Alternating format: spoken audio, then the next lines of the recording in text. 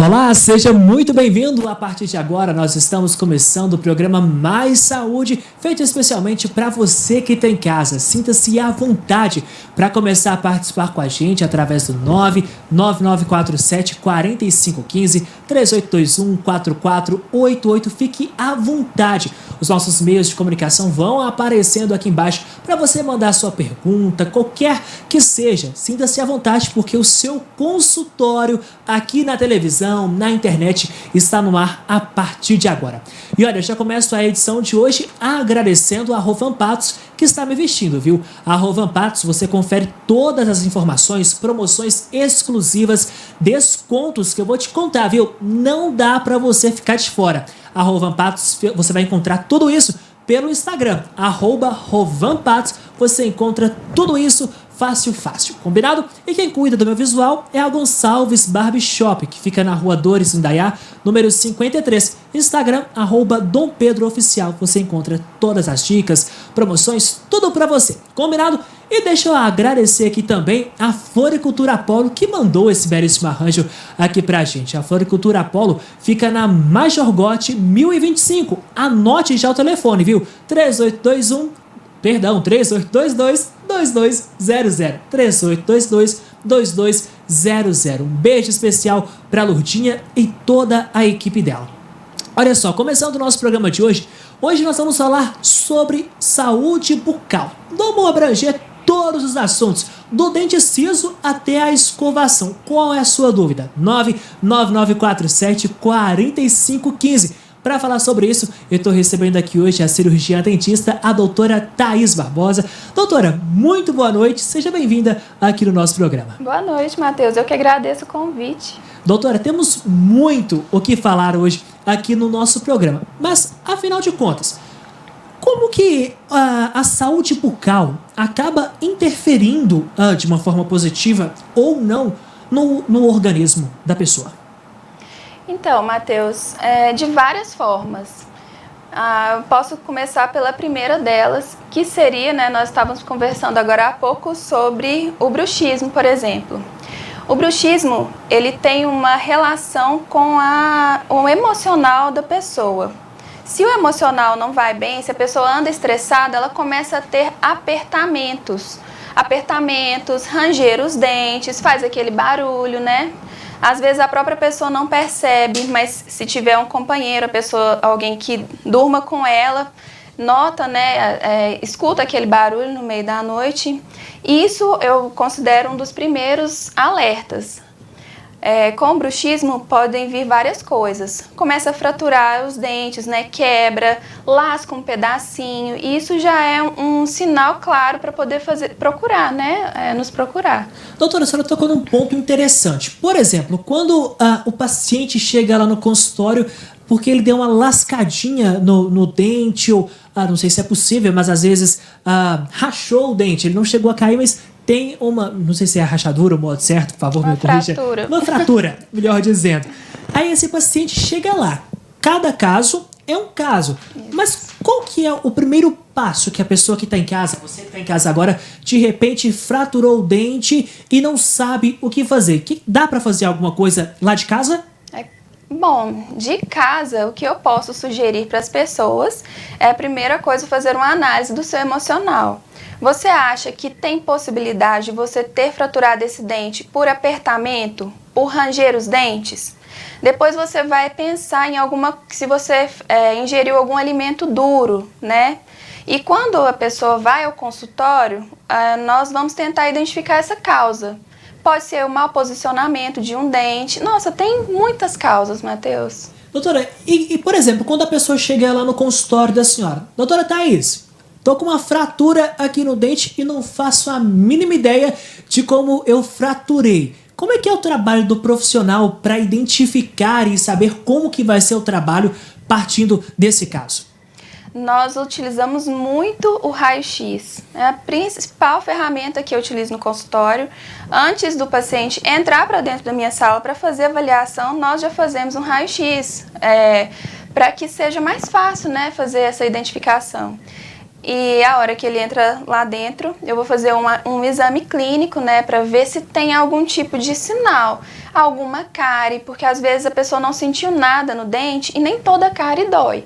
Às vezes ela fica lá por meses, Matheus, até anos, vai crescendo devagarzinho e o que que ela faz? Ela amolece o dente. O dente é um tecido duro, quando a cárie entra no dente, ela amolece aquele tecido. Quando a pessoa olha o dente do lado de fora, ela não vê nada. Às vezes ele está íntegro, né, branquinho, mas pode ser que tenha uma cárie lá dentro, uma infiltração, e isso faz com que o dente fique frágil. Então, às vezes, alguns me relatam, eu estava comendo um pedaço de bolo, alguma coisa muito macia que não seria capaz de quebrar o dente. Mas, geralmente, nesses casos, já tem um problema instalado há muito tempo, sabe? Doutora, e a cárie, ela desenvolve a partir de quê? É a falta da escovação dos dentes ou até mesmo aquela pessoa que escova os dentes do modo certinho, pode ser que tenha uma cárie também? Bom, na verdade, teoricamente, Sim. se houver uma limpeza excepcional, se essa limpeza for efetuada do mesmo modo que nós fazemos dentro do consultório, naquelas limpezas periódicas, não seria possível que se estabelecesse o processo de cárie. Mas o que acontece na maioria das pessoas? Aquelas pessoas que são super cuidadosas, que escovam os dentes, né, depois de todas as refeições, fazem uso do fio dental, quando são acometidas pela cárie, geralmente é alguma falha nessa manutenção. Ou muito tempo sem ir ao consultório para fazer uma limpeza mais profunda. Bom, depois eu vou mostrar alguns modelos, vai dar para o pessoal de casa ver que os nossos dentes, eles têm vários formatos. E nos nossos dentes nós temos sulcos, regiões onde é mais profundo, onde nem sempre as cerdas da escova vão alcançar. Então, assim, a gente pode ficar até amanhã falando disso. Nossa, é um assunto extenso. Então, se você que está em casa tem alguma dúvida, já pega seu WhatsApp agora, 99947-4515. Liga para cá, 3821-4488. Mande todas as suas dúvidas, que a doutora Thaís está aqui para esclarecer isso e muito mais, já depois do intervalo. Não sai daí. Nós já estamos de volta ao vivo com o programa Mais Saúde. Você que está em casa, continue participando com a gente através do 99947-4515, 3821-4488. Através também da internet, NTV Patos de Minas, você confere tudinho lá. Combinado? Continua aqui comigo a doutora Thaís Barbosa, ela que é dentista e está aqui para tirar todas as suas dúvidas. Doutora, a gente tem 2 exemplos aqui que já a gente vai aprofundar para explicar para quem está em casa. Mas antes, me tira uma dúvida aqui. Quando a gente ouve falar, por exemplo, eu amo café, eu amo refrigerante, isso pode ser prejudicial para a saúde bucal, para os dentes ou não? Bom, o café, se nós formos pensar em açúcar, com certeza é prejudicial sim, porque, como eu te falei antes, nós temos algumas regiões da nossa boca que é difícil higienizar. Mesmo uma pessoa que mantém uma boa higienização corre o risco de que se deposite açúcar em alguns lugares. E o açúcar, quando ele fica muito tempo em contato com o nosso dente, algumas bactérias começam a se alimentar dele. E essas bactérias produzem o ácido lático, que é o causador da cárie. Então, eu vou te falar que com certeza, infelizmente, realmente tem relação. Doutora, e o chiclete sem açúcar? Posso mascar ele tranquilamente ou eu tenho que ter atenção com ele também? Nossa, eu vou falar muita coisa aqui. Fica à vontade. Então, o chiclete sem açúcar, por ele não ter adição de açúcar, eu acho que ele traz um dano menor. Só que aquele movimento de mastigação cansa o nosso músculo aqui. Então, esse cansaço aqui, essa fadiga, também pode trazer, além de desconforto, como é que eu vou te explicar? Sobrecarga, sabe? Na hora da mastigação. Dor de cabeça, talvez? Dor de cabeça, com certeza. Então, são inúmeros fatores. Muitos, Doutora, a gente está vendo aqui no nosso GC que está mostrando assim, cuidados com a saúde bucal. A saúde bucal reflete na saúde de todo o organismo. Por exemplo, eu tenho um caso na minha família que a pessoa estava com muita dor nas costas. Pensaram, meu Deus, o que será que é? E injeção e nada cortado. Quando ela foi descobrir, na verdade, era uma questão do dente. E isso realmente pode interferir, talvez nas costas, outras partes do corpo também? Com certeza, Matheus. Isso aconteceu com meu marido, inclusive. Quando nós estávamos conversando, né, sobre o emocional, quando a pessoa está com um estresse muito grande, uma das coisas que o nosso corpo faz é extravasar essa tensão através dos dentes, mordendo, comendo ou rangendo os dentes. Quando a pessoa faz isso sem perceber, quando ela faz esse apertamento ou range os dentes, né, enquanto dorme, ela, na verdade, trabalha com todo esse músculo aqui, ó. A gente tem esse músculo aqui da face, nós temos o nervo trigêmeo, que é ligado aqui com esse músculo, que é ligado diretamente nas costas. Então, é interessante você perguntar isso, porque isso aconteceu, inclusive, com o meu marido. Ele ficou travado, sabe? Assim, quando a pessoa dá aquele torcicolo, fica travada, assim, por causa de estresse. E por causa do apertamento, do bruxismo. Doutora, e aí? A pessoa, ela tem que estar atenta, porque, por exemplo, às vezes as costas dói e a pessoa fala, poxa vida, será que é algum peso que eu carreguei? Uhum. E muitas das vezes a questão bucal é deixada de lado. Tem algum sinal que a pessoa já pode ligar, por exemplo, opa, pode ter a ver com alguma questão do meu dente, talvez uma cárie que a pessoa já saiba que tem, um dente aberto, talvez? Com certeza. Se a pessoa não tem nenhum problema, assim, se ela, como você falou, vai ser difícil ela imaginar que isso pode ter alguma relação com os dentes, né? Mas uma das primeiras coisas que ela pode observar é realmente fazer um exame bucal, ela mesma olhar no espelho e ver se ela consegue, se todos os dentes estão iguais. Todos os dentes, se não tem nenhuma manchinha marrom, nenhum pedaço faltando, né, de dente, porque isso é um sinal claro de que esse problema pode ser, sim, em decorrência de algum dente, de alguma fratura.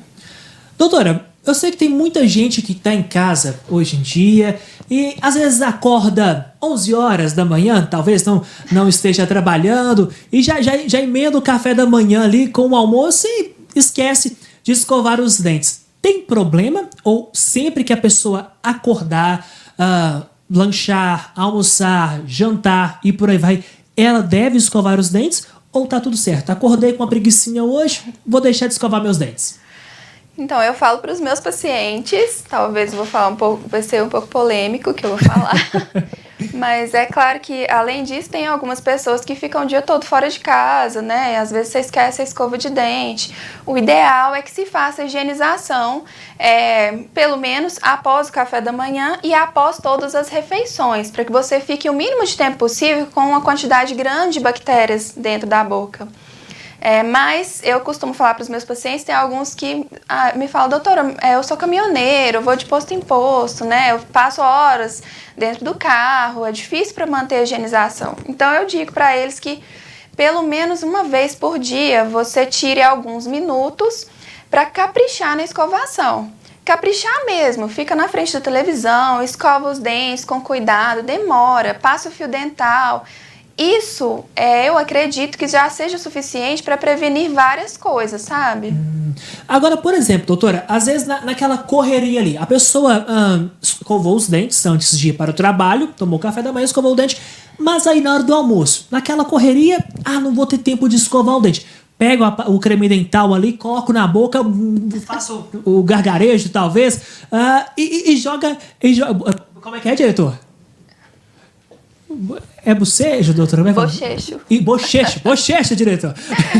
E faz isso ali com o creme dental e joga e vai embora. Tá tudo certo? Equivale a uma escovação, talvez uma limpeza ou não? Nossa, não. Nem de longe.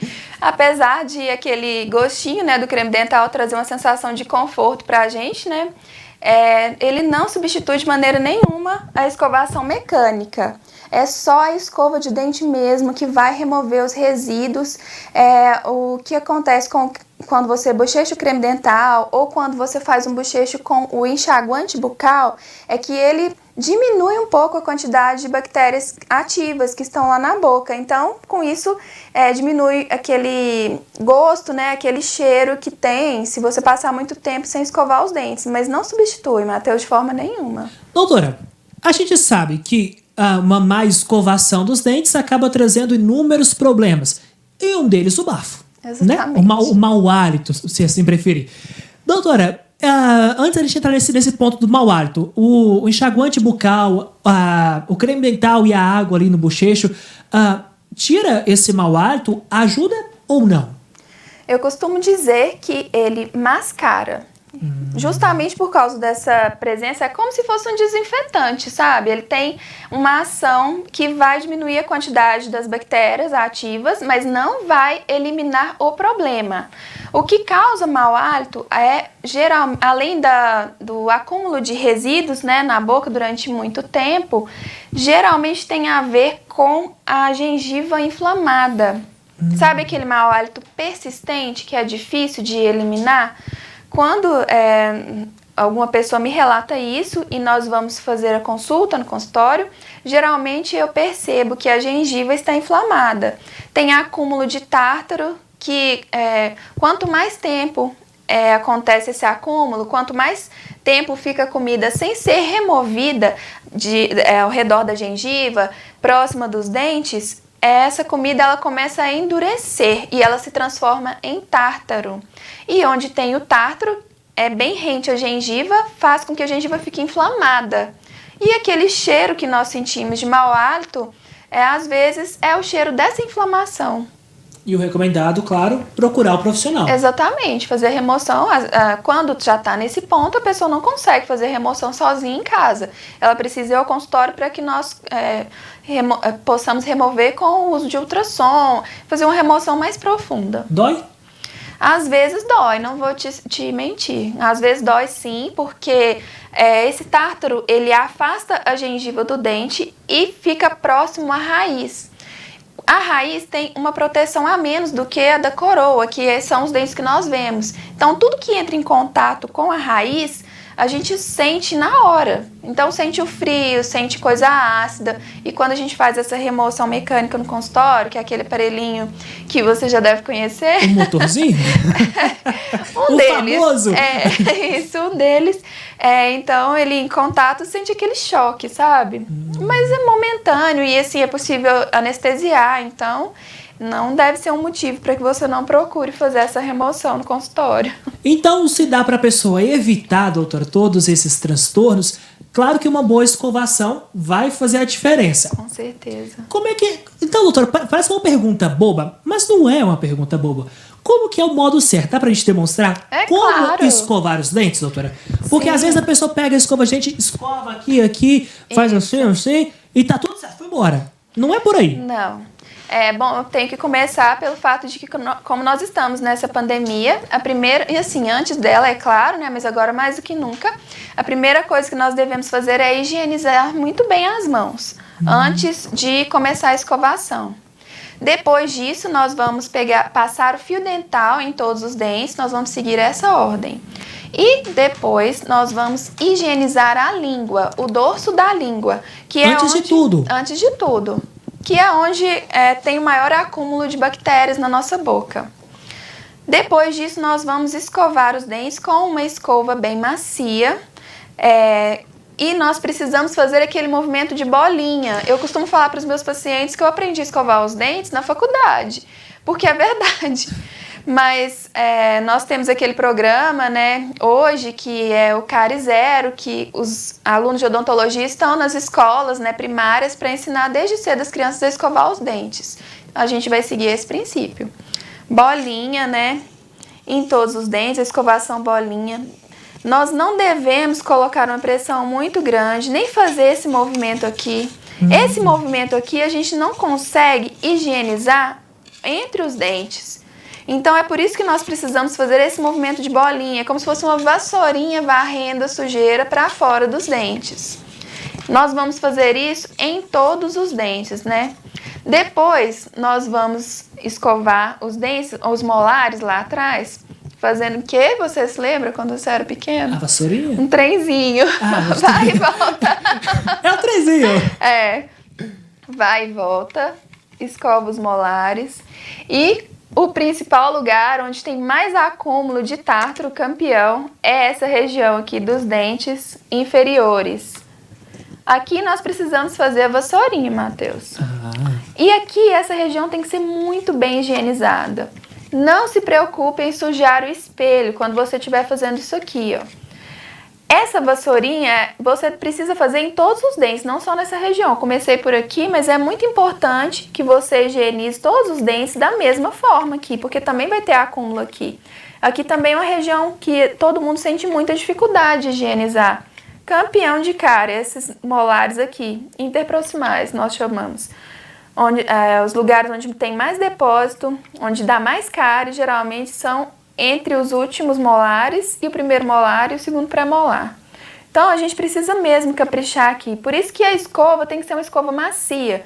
Porque se ela for uma escova dura, a hora que você colocar ela não vai chegar a cerda até ela no final. Então a escovação, assim, o truque dela para fazer uma escovação bem feita é que você tenha tempo e que seja uma escova macia, porque se for uma escova muito dura e se você não tiver tempo, você vai trazer outros problemas. Como, por exemplo, a força pode causar sangramento? Exatamente, faz com que a gengiva, se você escova os dentes com muita força, a gengiva começa a contrair, ela sobe, ela expõe a raiz. E isso é uma causa frequente de sensibilidade. Pessoa que tem muita sensibilidade com água gelada, com coisas ácidas, sabe? Então é tratar a nossa boca com muito carinho, fazendo uma massagenzinha na gengiva toda vez que for escovar. Doutora, a gente tem muita coisa para falar ainda hoje, mas antes da gente ir para o intervalo, eu vi aqui na escova de dente que tem, eu não sei se vai dar para a gente mostrar aqui, diretor, tem esses detalhes aqui assim, que praticamente toda escova de dente tem alguns detalhes, principalmente atrás das cerdas, doutora, aqui assim, ó, a gente consegue ver. E serve para algo, doutora? É uma decoração, talvez? Não, essas escovas que tem isso serve para poder facilitar a higienização da língua. Porque você vê que elas são um pouco ásperas, né? Sim. Então elas servem para raspar a língua mesmo. Então a pessoa pode passar as cerdas e passar o verso, digamos Exatamente. assim. E é interessante que você faça isso naquela ordem que eu falei, antes de fazer a escovação dos outros dentes. Fio dental, e na hora de escovar o dorso da língua, pode ser com a escova ou com o dorso da escova, para essas escovas que tem isso aqui, ou com aquele próprio higienizador de língua mesmo, que nós encontramos na farmácia. Então, doutora, continua aqui comigo, que já a gente vai falar sobre implantes e muitas coisas. Qualquer dúvida, 99947-4515. E ainda na edição de hoje, nós vamos falar sobre toque. Você sabe o que é toque? Como isso pode impactar a vida de uma pessoa e as pessoas próximas? É já depois do intervalo. Nós estamos de volta ao vivo com o programa Mais Saúde. Continua aqui comigo a doutora Thaís Barbosa. Doutora, a gente estava aqui no intervalo e eu estava tirando as minhas dúvidas justamente sobre esse molde. Antes de tudo, eu vou até fechar aqui de volta, do jeito que estava, doutora, porque na falta do dente, a gente sabe que existem inúmeras possibilidades. No entanto, chega um determinado momento, acredito eu, que não tenha-se outra escolha a não se fazer um implante. Sim. Doutora, quando é recomendado o implante à pessoa? A pessoa pode chegar lá e falar, doutora Thaís, cansei desse dente meu, vamos arrancar e fazer o implante? Ou existe todo um procedimento por trás para que se possa fazer o implante? Então, depende de várias coisas. Bom, o desejável é que quando a pessoa vá fazer um implante, a região onde o dente vai ser implantado seja uma região com uma boa condição óssea, com espaço suficiente, né, um espaço estético e funcional suficiente. Então, isso acontece, mas também acontece vários casos de pessoas que perderam dente há muito tempo e querem colocar o implante só naquele lugar onde foi perdido. O que acontece com essas pessoas? Quando nós perdemos um dente, deixa eu ver se tem aqui. Esse modelo acho que dá para mostrar. Quando nós perdemos um dente, né, quando tem uma falha, o nosso organismo, ele tenta suprir essa falha de alguma forma. É tão inteligente, né, que tenta suprir essa falha. Então, o que vai acontecer? O dente que está próximo dele, ele vai, nós chamamos de mesializar, ele geralmente vai para frente. Ele começa a entortar, sabe? Tô tentando, vai ser difícil mostrar. Ele começa a inclinar. Isso, olha lá. Ó. Ele inclina para tentar suprir essa falha. Não, nem sempre ele inclina nessa quantidade que eu estou fazendo, mas é só para ilustrar. O dente de cima começa a descer para tentar encontrar com o dente de baixo. Então, quando a pessoa tem uma falha durante muito tempo, se ela tem esse quadro de o dente inclinado, de o dente antagonista, o posterior, o antagonista mesmo, de cima, por exemplo, que desceu um pouco, sobrou pouco espaço aqui para poder fazer um implante. Então, a gente precisa reabilitar essa pessoa primeiro. E nós podemos fazer isso com o aparelho ortodôntico, por exemplo. É possível? É claro, com certeza, é possível. Nossa, que bacana. E doutora, quando a gente fala de aparelho, qualquer pessoa, qualquer idade pode usar o aparelho? Existem recomendações? Bom, sim. Qualquer pessoa pode fazer o uso do aparelho, mas nós precisamos ver a viabilidade desse aparelho para cada pessoa, né? É muito comum para os adolescentes e é uma fase excelente, né? Dos 13 anos até os 25 anos é o período ideal para que, se você tem algum tipo de discrepância, algum dente fora do lugar, ele seja reposicionado. Porque aí nós estamos jovens, né? A gente consegue fazer isso com muito mais facilidade. Mas o aparelho tem algumas restrições. Não são todas as pessoas que podem colocar o aparelho. Nós precisamos fazer exames prévios para saber se não existe perda óssea, porque se nós colocarmos um aparelho sem um planejamento adequado, nós podemos fazer com que a pessoa perca dentes e trazendo um transtorno, né? Em vez de a pessoa consertar, ela vai precisar de mais tempo, mais recursos. Então, é uma análise que nós temos que fazer minuciosa. Doutora, quando a gente fala perda óssea é exatamente o quê? É a raiz do dente? É o próprio dente? Como é que é? A perda óssea, ela acontece ao redor dos dentes e pode ser localizada ou pode ser geral. O que acontece é o osso que segura o dente, o osso que tem ao redor do dente, começa a diminuir de tamanho. Então, o dente vai perdendo o apoio. Muito comum também, né, lá no consultório que nós trabalhamos muito com implantes, pessoas que perdem os dentes e me relatam que os dentes amoleceram e caíram sozinhos. Às vezes nós precisamos fazer extrações em dentes que já têm mobilidade, que não tem nenhuma cárie, que o único problema deles é a perda óssea. Nossa. Doutora, e eu tô vendo aqui nesse molde que a senhora trouxe também, que a gente tem um parafuso mesmo, né? E quando é que ele é recomendado? Como é que funciona? Porque a gente olha assim, a gente consegue ter uma visão do que é ele. Mas quando coloca a peça ali, é um dente normal. É um dente normal mesmo. Bom, o que acontece? Você já deve ter ouvido falar, seus avós, mãe, pai, ou até uma pessoa mais jovem mesmo, que antigamente nós chamávamos de pivô.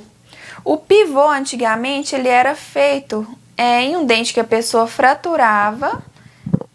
Tá dando pra ver direitinho? Sim, é esse fraturado, aqui, né? Se houvesse uma fratura no dente, mas a raiz estivesse boa, íntegra, o que nós costumávamos fazer? Tratava o canal desse dente e dentro desse dente nós colocávamos um pino de reforço e fazíamos um dente novo em cima dele.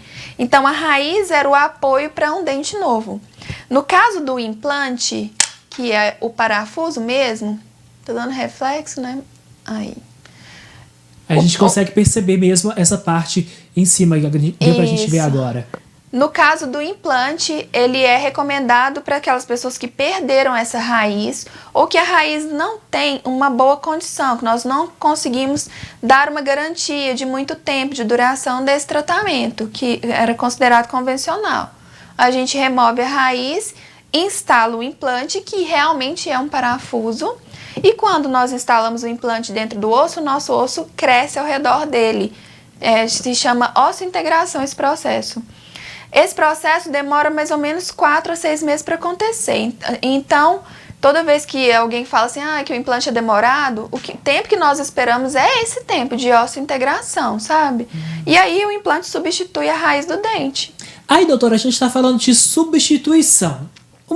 Acho eu que o que não dá para substituir, só dá para tirar, dá para extrair, é o dente ciso. É verdade. Doutora, todo mundo tem que arrancar o dente ciso ou nascem alguns sortudos que não precisam tirar? Tem pessoas que nascem com um espaço excelente para o siso. Qual que é o maior problema do siso que nós temos hoje, né? É a falta de espaço.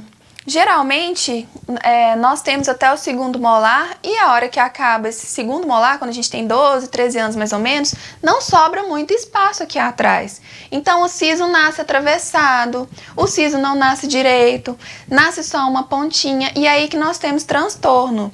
Já aconteceu algumas pessoas de irem no consultório e falaram que tinha indicação, que queriam fazer a extração do siso.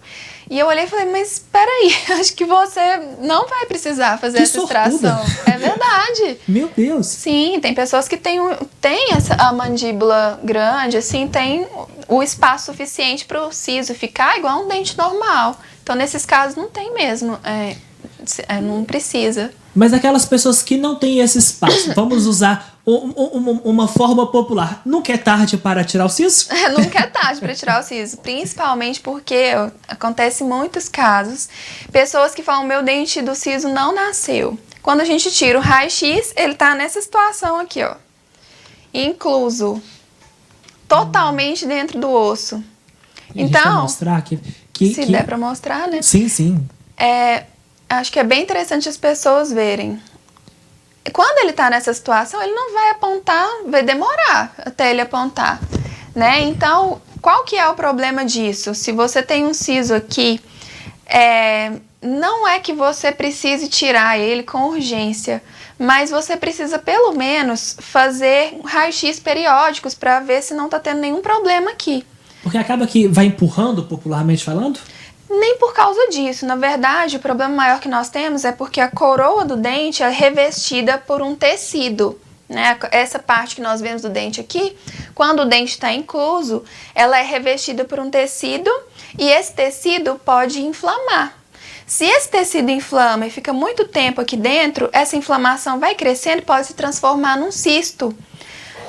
Então, a gente precisa fazer esse controle, porque se você tiver um cisto aqui, ele começa onde deveria ter osso, ele é substituído por tecido inflamatório. Pode começar a apertar esse nervo importante que nós temos aqui, que é o alveolar inferior. Começar a trazer transtorno relacionado a trismo, quando a pessoa não consegue abrir nem fechar a boca direito, quando trava a boca. Aí pode começar dores de cabeça. Então é por isso que eu falei no início que o raio-x é um grande aliado nosso quando a pessoa chega no consultório para fazer qualquer tipo de avaliação.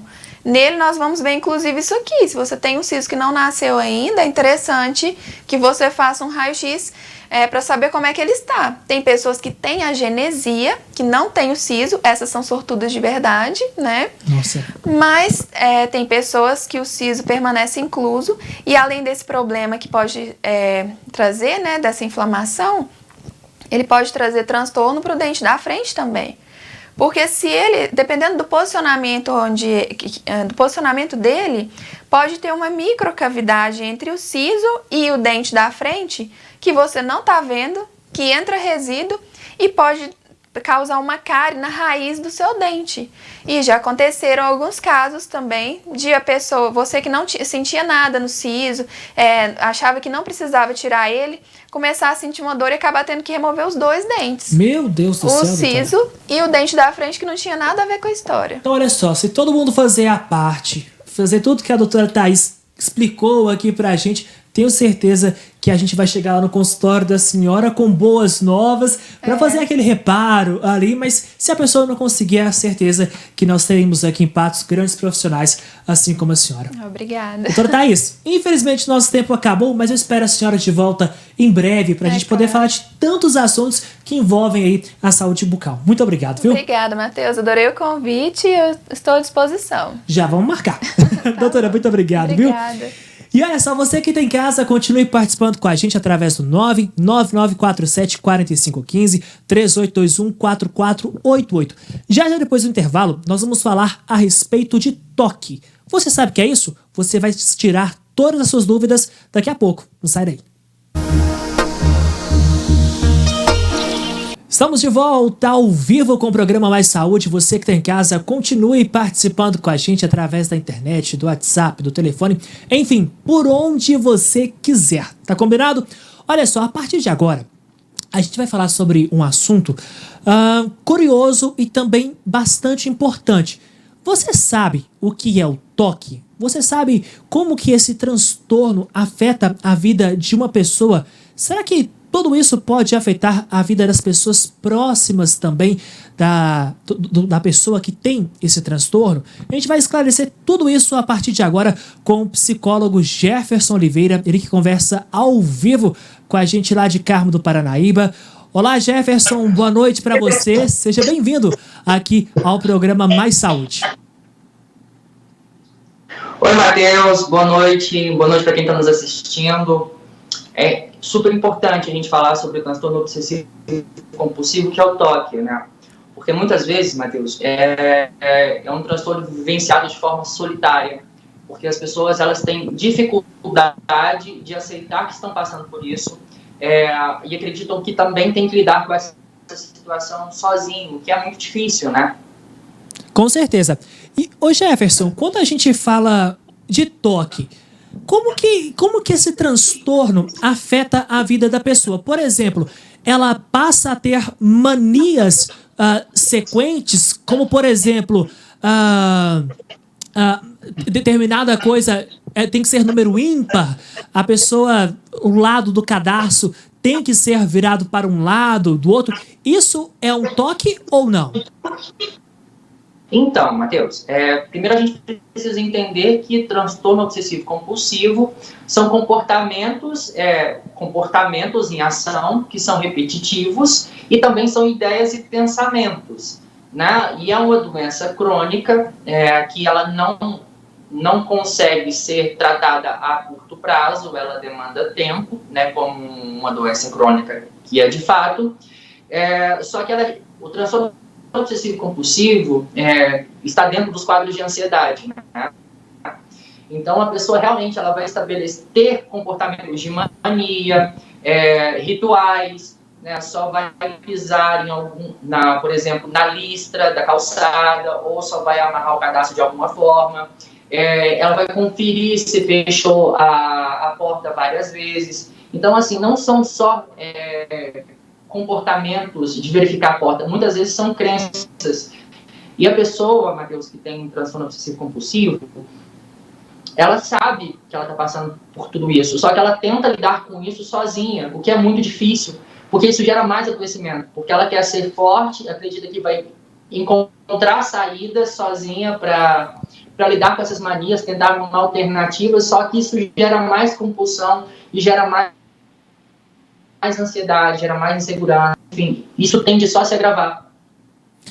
Jefferson, quando a gente fala sobre manias que a pessoa acaba tendo, isso é algo que ela adquire ao longo do tempo ou, por exemplo, são pensamentos que ela mesmo cria ali e passa a ter que seguir? Como vou citar um exemplo.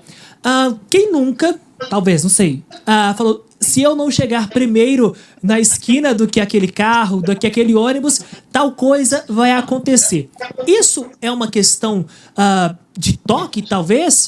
De crença da pessoa? Algo do tipo? Isso é uma crença disfuncional, mas ela pode levar a gerar algum tipo de toque, né?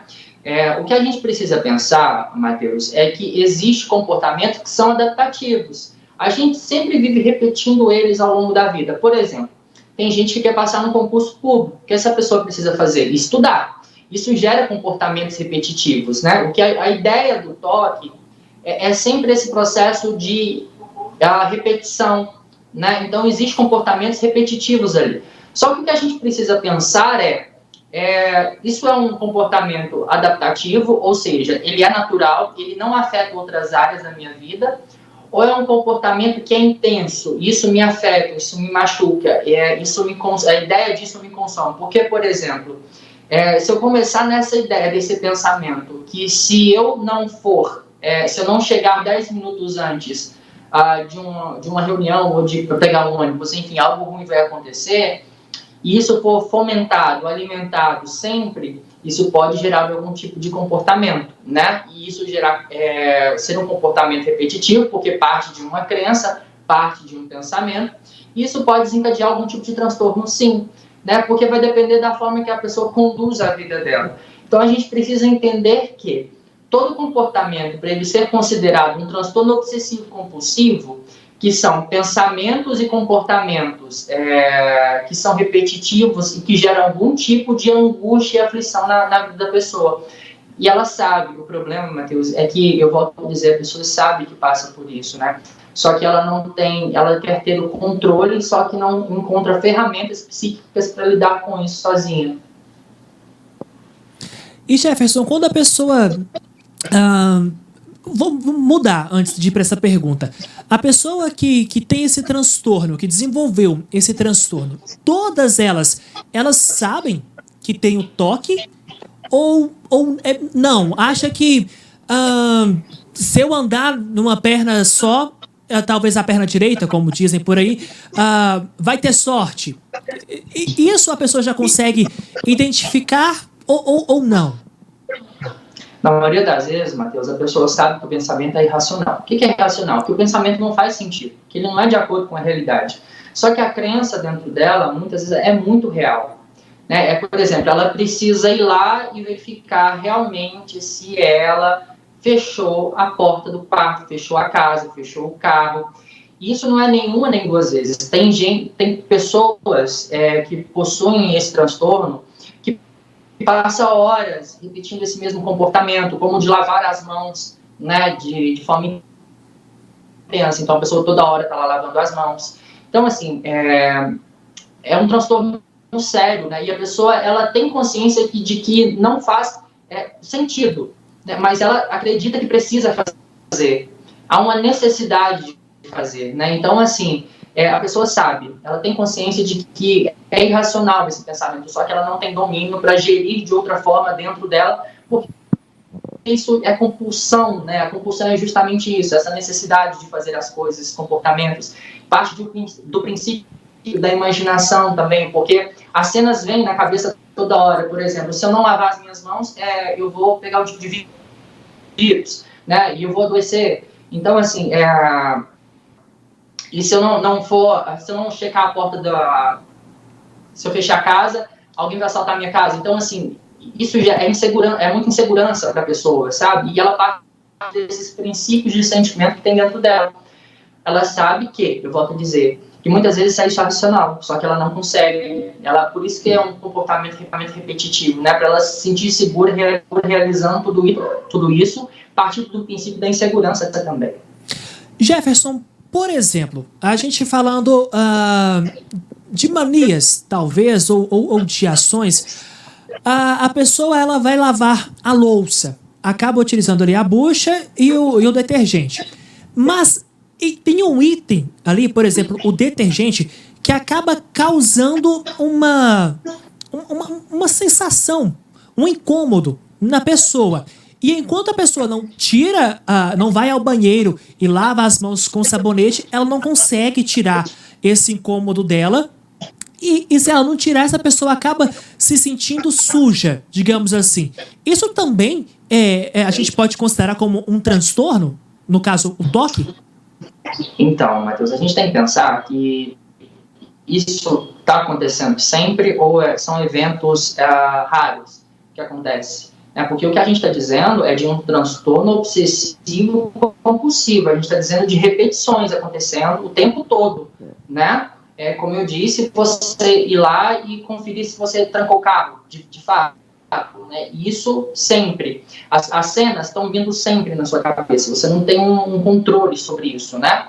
Então, assim, você consegue administrar e entender que, tá, beleza, agora eu vou respirar fundo, porque eu fechei e vou ficar tranquilo com isso. Como a gente faz na vida, né? Trancou o portão e vou embora trabalhar. Como lavar as mãos?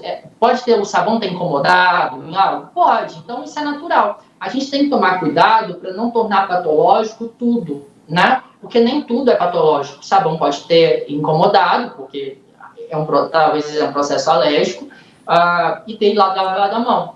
Só que esse princípio de sujo, aí são outras questões, né? Que aí precisa rever dentro da pessoa o que é isso dentro dela. Mas não necessariamente pode ser toque. Pode ser outras coisas que dentro dela desencadeou algo.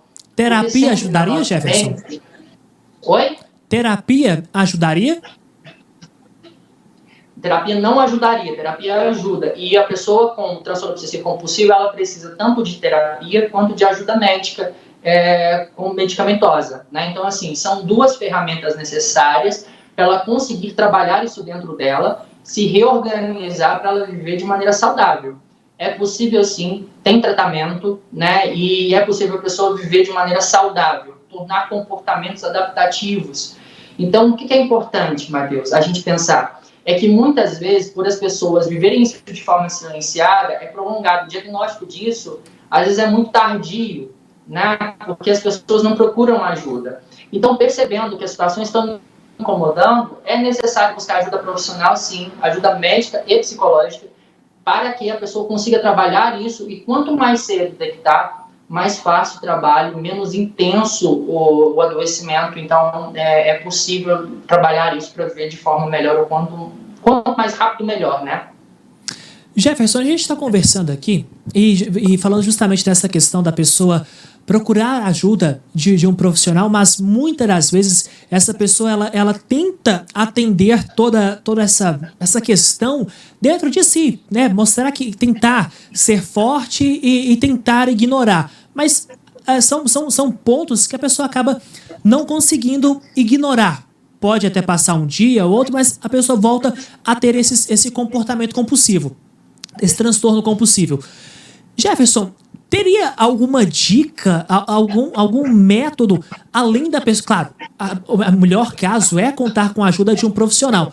Mas, por exemplo, a pessoa tentar trabalhar dentro de si, que precisa ir até um profissional, talvez conversar com um amigo, com algum familiar, teriam métodos para facilitar esse caminho para que a pessoa entenda a necessidade? Um ponto importante para a gente pensar é que essa pessoa ela tem medo também do julgamento, né? Então ela vai ter essa dificuldade de procurar até ajuda profissional mesmo.